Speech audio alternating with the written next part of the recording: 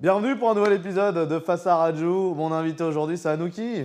Et salut, ça va? Ça Bonne va, toi? année, bonne santé. Bah écoute, à toi aussi. Bah merci. La santé, plein de réussite. T'es de Toi retour aussi. dans l'émission. Je suis de retour. Je suis de Tu retour. nous avais manqué. Tu m'avais manqué. C'est vrai? Ouais, oui. Oh, c'est mignon. Toi aussi, tu m'as manqué. J'espère bien. Comment elle va, Sylvie? Parce que t'étais venue avec Sylvie à la Bah fête. ça va, ça va. T'as qu'à lui demander C'est vrai, je vais lui directement. demander. Bah ouais. Bah, Ouais, t'as raison, je vais lui demander. non, elle va très bien, Sylvie. Toujours en forme, toujours la patate. T'étais venu la voir il y a Comme moi. T'étais venu nous voir il y a... Il y a un an maintenant. Il y a un an, ouais, Mm. c'est ça. Pour nous parler de qui tu étais, hein, la nana aux États-Unis qui avait fait pas mal de rencontres. Exactement. Mais on ne dira pas de quoi il s'agit. Faut Non, voir non, l'épisode, non, en fait. non, non, non, Non, non, attends, on va contourner le truc. C'est ça. T'as parlé de gens, C'est ça. mais on ne dira pas de qui tu avais parlé. Hein, Non. Voilà, il faut voir l'épisode.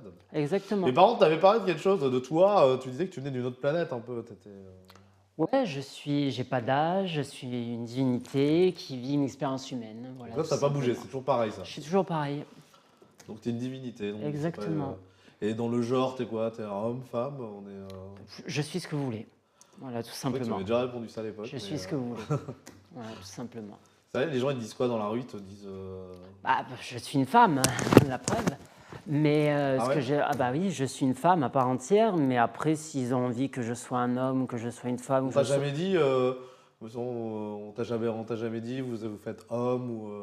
bah, je parais androgyne. Ou Mais ça, trans, ça- ou transgenre? Non, trans jamais. Mais par contre, androgyne, ouais, par rapport à mes cheveux courts, etc., etc. D'accord. Après, j'assume totalement. Je veux dire, après, je suis ce que les gens ont envie que je sois. En fait, Ah ouais, s'ils tu- veulent s'identifier à une femme, je suis une femme. S'ils veulent s'identifier à moi en tant qu'homme, je suis un homme pour eux. Mais moi, je sais qui je suis et les gens qui me connaissent savent qui je suis. Voilà. Tout simplement. Tu es toi, tout simplement. Exactement. Voilà, Mais donc, je suis bien une femme. chanteuse Anouki, hein, donc, qui va Voilà. nous chanter un titre. Chanteuse de pop R&B rap américain. Ouais.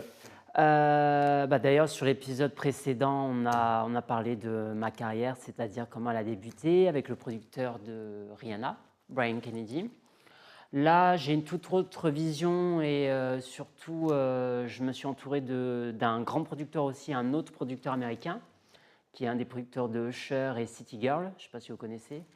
Il s'appelle Mr. Enki, Non. il a gagné plusieurs Grammy Awards lui aussi. Et là, je pars en février enregistrer avec lui. Voilà. Et j'ai d'autres projets qui arrivent par la suite. Mais Dans toi, le justement, cinéma. ça fait longtemps que tu es dans la musique, Mm. en France en tout cas. En France et à Et l'international. tu me surtout. disais, tu as souffert du syndrome enfin pas du syndrome, de l'agisme. Bah oui, parce qu'en France, malheureusement, les maisons de disques ou les labels m'ont, entre guillemets, m'ont fait comprendre que j'étais trop vieille et que j'allais pas perdurer, si Alors je vieille, puis dire. excuse-moi, c'est quel âge vieille Je dirais pas mon âge, mais ceux qui savent, voilà. Ah, mais les Ce- ceux qui regardent la vidéo qui ne ce- savent pas, donc. Bah, ils le savent pas, mais aussi les gens, entre guillemets, qui me disent que je parais 40 ou 35 ou 30 ou 25. Voilà, ils pensent que je suis assez âgé et que je suis trop âgé pour réussir. Alors que je veux dire, Jennifer Lopez, elle a commencé, elle avait 35 ans. Il y en a Ouais, c'est d'autres. ça, elle a commencé tard, Nio, hein, c'est peut-être. pareil. Et regardez où elle en est en Jennifer Lopez. Elle a pratiquement 60 balais. Elle est encore plus fraîche qu'une meuf de 20 ans. Donc, à un moment donné, Ah ouais. l'âge, c'est qu'une excuse, tout simplement. Bah, de toute Et- façon, Et après, j'assume. Moi, j'assume. Je parais 40, tant mieux. Je parais 20, tant mieux. Je parais 35, tant mieux aussi. Je veux dire, j'ai pas d'âge et je bougerai pas. Voilà, même à 80 ans, je t'es serai une comme ça. divinité, donc il n'y a pas d'âge. y a pas de- Exactement, on est- exactement. On n'est Je- plus dans le système humain, là. Ah Là, on bah est déjà non, pas du ailleurs. tout, là. ouais. Exactement, exactement, On est complètement ailleurs. Donc exactement. Et donc, toi, tu viens d'où sinon C'est-à-dire, je viens d'où? Je sais pas, t'as grandi où? Est-ce que t'as grandi dans cette ville-là que nous regardons? Non, j'ai pas grandi à Paris, j'ai grandi dans le sud de la France. sud de la France? Dans le sud de la France. Et après Paris, ça va faire 12 ans que je suis ici, Ouais. région parisienne. Après, je fais les allers-retours États-Unis-France, souvent. Et tu faisais quoi avant d'être dans la musique, avant d'arriver à Paris? Je pourrais pas le dire. Tu pourrais pas le dire? Non, ça regarde personne. Ça aurait pu, hein. Non, c'est mon passé. Pourquoi remuer le passé, en fait? Ça sert Pour à apprendre rien. à te connaître. Bah, pour apprendre à me connaître, lisez, j'allais dire. Écoutez mes sons qui vont arriver et ça parlera justement de... Donc tu restes mystérieux jusqu'à il y a 12 ans. Il y a 12 ans, bah, tu es dans la musique, donc ça on le sait, quoi, du coup. Ça fait depuis l'âge, depuis mon tout jeune âge, on va dire. Et qu'est-ce qui t'a donné envie d'être dans la musique? Bah, parce que j'adore ça, c'était une passion depuis toute petite et surtout c'est une forme d'expression, c'est-à-dire de m'exprimer mes blessures, mes envies, mes combats, ma colère, ma joie, ma peine, tout ce que j'ai envie d'exprimer, je l'exprime par la musique. Et après, il y a d'autres choses, il y a le cinéma, il y a pas mal de choses. Ouais, Voilà. c'est qu'il y a le cinéma également. Ouais. De ce côté-là, je ne peux pas en dire. On avait pu voir. Pourquoi? Mais en fait, tu peux rien dire alors, du coup. Mes projets professionnels aujourd'hui, je ne peux pas en parler pour le moment. Vous verrez par la suite. Faut parler. Enfin, Non, je ne parlerai pas. Non, là déjà j'ai dit on parle de quoi alors? Là j'ai dit un projet. J'ai dit un projet sur les États-Unis, ça je peux le dire. Mais après il y a d'autres choses qui vont se complémenter. On avait parlé la dernière fois que tu étais en contact, on peut le dire, avec Usher. C'est lui qui m'a repéré entre guillemets. Lui et son producteur L.A. Reid. D'ailleurs L.A. Reid là en ce moment il a de graves de soucis judiciaires. Pour la simple et bonne raison, c'est qu'il a fait des attouchements à un membre de son équipe et là, il le paye. Un membre de son équipe. Un membre de son équipe à l'époque où il était chez Arista Records et du coup, là, il a les mêmes ennuis que Didi. Et... Justement, c'est ce que j'allais dire, la déferlante, c'est-à-dire que depuis cette affaire qui date de... Enfin, elle date pas de 1 an, mais cette affaire sortie depuis 1 an, on va dire, plus d'1 an maintenant, avec la Maison Blanche, enfin la White, les soirées blanches. Oui, la Maison Blanche, non mais les non, soirées rien à voir, blanches. enfin, je voulais dire les soirées White, les soirées blanches de Didi, qui lui est accusé de plus de... Je sais pas combien de viols de personnes l'ont accusé. Hein, oui, il y a eu énormément de personnes, que ce soit les prostituées, hommes et femmes d'ailleurs. Jeunes. Il y a eu aussi le cas Cassie, mais bon, moi ce qui me fait rire, c'est que, attention, je ne vais pas juger Cassie ni les victimes, mais par contre, Cassie, il faut savoir qu'elle a eu le syndrome de Stockholm, entre guillemets, c'est qu'elle a fait exactement ce que lui a fait Didi, en fait. C'est-à-dire que par rapport aux prostituées hommes, parce que moi j'en connais un des prostituées hommes qui est dans l'affaire Didi, qui est un bon ami à moi, il m'a expliqué que déjà il l'a mise enceinte. Bon, c'est un truc que je ne devrais pas parler, mais je vous le dis en exclusivité. Dis-le. Il a mis enceinte mon ami prostitué homme, il a mis enceinte Cassie, et Cassie lui a fait des représailles sexuelles et des tortures psychologiques, c'est-à-dire des menaces, chantage et j'en passe. Donc à un moment donné, Cassie, certes c'est une victime, mais ne fais pas ce que tu n'aimerais pas qu'on te fasse. Reproduis pas le même schéma, en fait.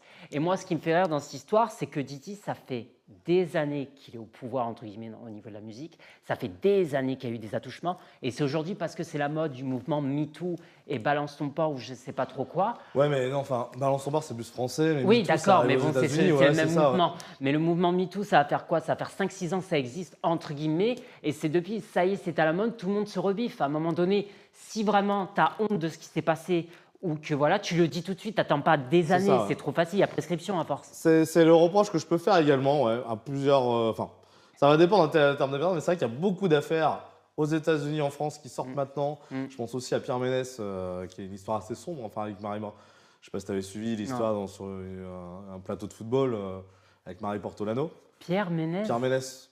C'est qui? C'est un journaliste de foot. Ah non, je connais pas. Bref, il a été accusé par une nana d'attouchement ou qu'il avait monté sa jupe, je sais pas quoi. Okay.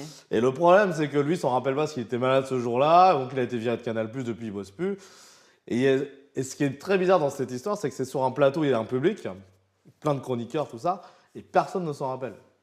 Oui, ça c'est trop facile, quoi. Mais personne, il a dit, personne n'est capable d'expliquer la scène et tout. Lui, il était vraiment malade, il a été hospitalisé juste après, et c'est vrai, 2 choses différentes. À l'époque, c'était en 2016. Donc, toi, c'est une affaire là, mais il y en a tellement eu des affaires, en fait. Hein, ouais, mais pour moi, ce que je ne comprends pas dans ce mouvement-là, certes, c'est difficile, c'est horrible. C'est sorti 10 ans après, ouais. Mais pourquoi aujourd'hui on le balance maintenant? Pourquoi vous attendez, en fait? Moi, j'ai vécu des choses par rapport à mon passé, je n'ai pas attendu que des années en arrière pour le dire. Ouais. Donc. C'est vrai qu'après, oui, ça peut. Enfin, les gens ont peur, forcément, parce que mais moins maintenant, ça, les gens. Mais c'est une question maintenant. Il y a de l'abus, je veux dire, il y a des femmes, que ce soit les hommes ou les femmes, il y a des femmes qui abusent de ce statut-là pour raconter, entre guillemets, des mensonges et pour qu'au final, en fait, pour jouer là-dessus, tu vois ce que je veux dire? Donc, à un moment donné, tu n'es plus le droit de faire ce que tu veux. Et je comprends les hommes et je comprends les femmes. Je comprends les hommes par rapport à leur position, mais je comprends aussi surtout les victimes. Mais je comprends les hommes aussi, parce que des fois, ils ont peur. Tu vois ce que je veux dire? Bien sûr, ouais. Regarde l'affaire Jason Derulo. Je ne sais pas si tu as suivi un peu. Non, l'affaire Jason Derulo, en fait, Jason Derulo, apparemment, après, on ne sait pas ce qui est vrai ou ce qui est faux, mais apparemment, il aurait violé une de ses collaboratrices dans son studio. Et maintenant, il a trop peur d'être seul avec une femme. Il ne veut plus être seul avec une femme, que ça soit sa maquilleuse, que ça soit son assistante, ou que ça soit qui, il ne veut plus. Voilà. C'est devenu... Ouais, c'est devenu la parole. On croit les femmes, on croit toujours les... Alors, non, ça dépend qui, ça dépend le statut social. Je vais faire des ennemis, mais on hésite, on va croire forcément, mais Après, il peut y avoir des choses vraies, hein, c'est ça, mais il y a des choses fausses. Hein. Je me suis déjà fait des ennemis quand j'ai dit ça, mais... Ouais, mais bon, après, voilà. Moi, dans l'affaire Koé, par exemple, j'ai du mal à croire à la nana de Koé, là. Bah, moi, j'ai pas suivi cette histoire, mais... Oui, bah, c'est une fille dans une voix, enfin, je sais pas, oui, qui l'aurait fait chanter, je sais pas quoi. Donc, il s'est fait virer d'énergie pour ça, hein, donc... Ouais, après, c'est du cas par cas. Il a repris de la radio, bon, ça choque certaines personnes, mais... Je sais pas, ouais, tant qu'on ne voit pas, on sait pas. Et puis, bon, après, il y a des choses vraies, c'est sûr. Bah, de toute façon, c'est comme tout. Mais après, c'est vrai qu'aux États-Unis, donc ouais, c'est vraiment la différence. Il y a eu ça, il y a eu R. Kelly aussi. Hein. Bah, R. Kelly, ça fait des années, mais R. Ça Kelly, fait des années, lui. Hein. R. Kelly, le problème, c'est que lui, c'est. Et censuré YouTube. Hein. YouTube ne veut plus diffuser un de ses titres, je crois. Oui, non, mais ça, c'est sûr. Mais bon, à contrario, il refait des remixes en prison, il fait pas mal de choses en prison. Et R. Kelly, c'est autre chose. R. Kelly, c'est pas comme Diddy. R. Kelly, c'est que malheureusement, il savait pas mal de choses comme DMX. Et ils l'ont fait tomber. Ils l'ont fait tomber, comme Michael et comme plein d'autres. Comme Michael. Michael Jackson, qu'il faut savoir que Michael Jackson, il a eu une enquête après sa mort, 10 ans après, le FBI a essayé de trouver des choses contre lui. Ils n'ont jamais rien trouvé. Michael Jackson a toujours été innocent. Et toi, il est innocent? Ah, mais il est innocent à 100%. Michael Jackson, je vais te dire, c'était un être de lumière, c'était un ange limite. Il n'a jamais fait quoi que ce soit. Quoi que ce soit. Et j'en suis persuadé. Il y a des preuves, il y a des faits avérés. Il a dormi avec des gamins de 13 ans. Et alors, c'était un enfant lui-même. Il avait le syndrome il avait 40 ans. Il avait le syndrome de Peter Pan. Ça, je sais, mais toi aussi, tu l'as, je l'ai aussi, ça se trouve. Je sais pas, moi. T'es pas encore jeune dans ta tête, t'es pas dans le monde. Oui, mais c'est pas pareil. Et en plus, lui, il faut savoir qu'il a été castré chimiquement. C'est-à-dire, son père lui a donné des médicaments pour qu'il garde sa voix d'enfant. Pendant des années, il pouvait pas avoir de... Rapport sexuel. Exactement. Bah oui, pourquoi tu dis, tu peux dire les choses hein, parce qu'on ne sait jamais. Maintenant, on ne peut plus rien dire, donc on ne sait jamais. Et du coup, il ne pouvait plus avoir de... Pourquoi tu me... Je sais pas, Oui, non, mais c'est ma moumoute. Je fais ma moumoute. Et qu'est-ce que j'allais dire? Ouais, pour revenir à Michael, c'est que non, il n'a jamais rien fait. En plus, il y a une des victimes, le père, qui s'est suicidé le jour de la mort de Michael Jackson, en laissant une lettre comme quoi il disait que justement tout ce qu'il avait fait, c'était pour l'argent. Comment tu veux expliquer ça? Moi, il y avait une série autour de Michael Jackson qui avait été... C'est la bêtise. C'est la bêtise. Moi, eux, je les déteste. C'est les danseurs Wade, je ne sais plus trop quoi, et l'autre tête d'ampoule, là. Eux, je les déteste parce qu'ils ont profité de Michael. Ils étaient là à ce moment-là. Ils n'ont rien dit. En plus, Wade, le danseur de Britney Spears, un des enfants, il était là le jour du procès en 2001. Il était là, il a témoigné pour Michael en sa faveur. Et 10 ans après, parce qu'il n'a plus d'argent, il ne fait plus rien, ça y est, il se réveille, il dit Michael l'a violé. Il faut arrêter à d'autres. Comment tu veux expliquer que Macaulay Culkin, celui qui a joué dans Maman, j'ai raté l'avion, qui était un très très bon ami de Michael, qui était le meilleur ami de Michael, il n'a jamais rien eu, il n'a jamais rien vu. Donc il y a un petit problème quelque part. Il faisait partie des pseudo-victimes à l'époque, Macaulay Culkin. Macaulay Culkin, c'était pas une victime. Il n'a jamais été une victime, Macaulay Culkin. Il fait partie des gens pas victimes. On avait parlé de lui à un moment. On avait parlé, la presse a parlé, mais il n'a jamais été cité en tant que victime. Il a été cité en tant que témoin. Moi, ce que je dis, c'est que j'ai vu en 2009, je crois, il y a une série qui est sortie, un téléfilm pas terrible du tout, fait sur la vie de Michael Jackson. Oui, je l'ai vu, il est horrible. D'ailleurs, assez pourri, parce que on peut dire, parce que Michael Jackson est très efféminé, très machin. Horrible. Et à un moment, il y a quand même une histoire, il raconte quand même un peu cette affaire où il dit non, je suis assez fatigué, donne de la thune aux parents. Et on n'en parle plus, quoi. Non. Oui, si. oui, dans la série. Mais sauf que ça n'avait pas été comme ça. C'est que Michael ne voulait surtout pas donner d'argent parce que sa crédibilité allait en prendre un coup. Mais c'est ses avocats. D'ailleurs, les avocats de Michael étaient les avocats de Dominique Strauss-Kahn, il faut le savoir. C'est eux des plus grands avocats en fait, des États-Unis. Et pour en revenir à cette affaire, c'est qu'en fait, c'est eux qui leur ont conseillé de donner de l'argent. Lui, il ne voulait pas du tout. Il ne voulait surtout pas. Parce que sa crédibilité allait en prendre un coup, tout simplement. Donc, aux États-Unis, il y a des grandes affaires. Quoi. Ça va il y a des grandes affaires, mais même en France, j'ai cité Depardieu. Depardieu. On en a déjà parlé ici, ouais.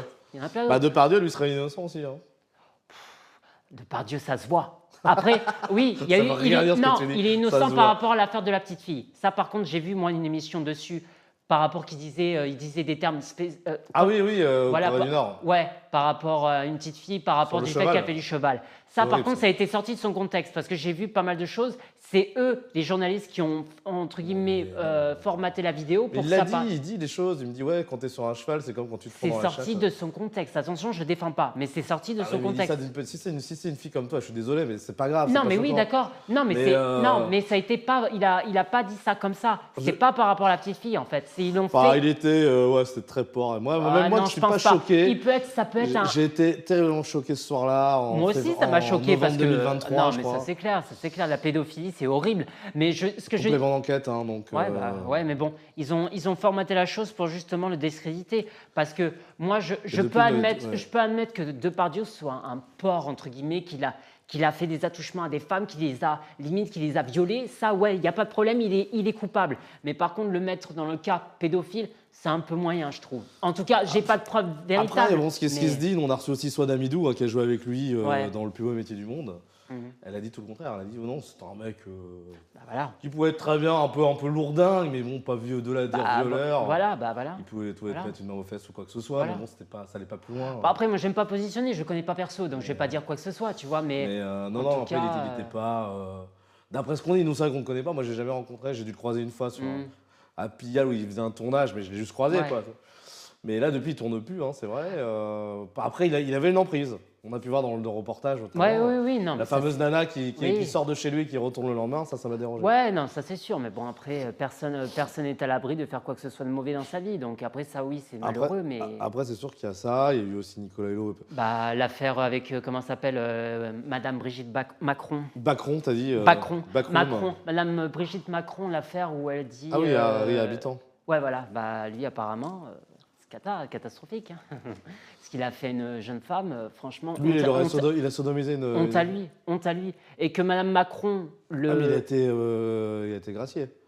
Ouais, mais ça, c'est un non-lieu. C'est pas gracié, c'est un non-lieu. Ouais, mais ça, c'est horrible. C'est horrible. Donc en gros, il y a quand même plein d'affaires, mais qui vont te... mais moi, franchement... C'est pas des petites affaires, c'est sûr qu'il y a un vrai impact. Moi, qui me peine, c'est que carrément une figure publique, politique, le soutienne. Ça, je trouve ça... Alors moi, je ne l'ai pas vu comme un soutien directement à ça. J'ai surtout vu qu'elle n'a pas aimé la forme des féministes qui se sont ramenées, qui ont voulu détruire le spectacle. Ouais, mais elle était là pour le spectacle, donc elle le soutient. Comme féministe, elle a dit ça, un truc comme ça. Ouais, mais ça, c'est... elle le soutient. Elle le soutient, donc à un moment donné que vous... Ouais, mais alors, qu'est-ce qu'on fait des non-lieux? On revient en fait ce qu'on vient de se dire à 10 secondes, hein, mais un non-lieu, ça reste... Ouais, mais il y a quand même du fait qu'il a sodomisé la jeune fille. Il y a eu des preuves scientifiques, il y a eu des tests de fait, il y a eu une déchirure carrément. Elle s'est pas fait ça toute seule, on est bien d'accord. Donc à un moment donné, voilà. Bref. Ouais, c'est vrai qu'on a parlé pas mal de... Mais bon, en même temps... Non, mais ça me tenait à cœur. Ça me tenait à cœur. C'est vraiment un sujet qui me tenait à cœur. Tu parles de ça dans tes chansons, du coup là, je suis en train de parler de ça, justement, petit à petit, step by step, comme on dit. Mais ouais, je suis en train de parler de ça. Et Control Fever, alors ça parle de quoi? Alors, Control Fever, c'est avoir la fièvre du contrôle. C'est-à-dire, j'adore contrôler, que ce soit les hommes ou que ce soit ma vie en général. Et les femmes, non?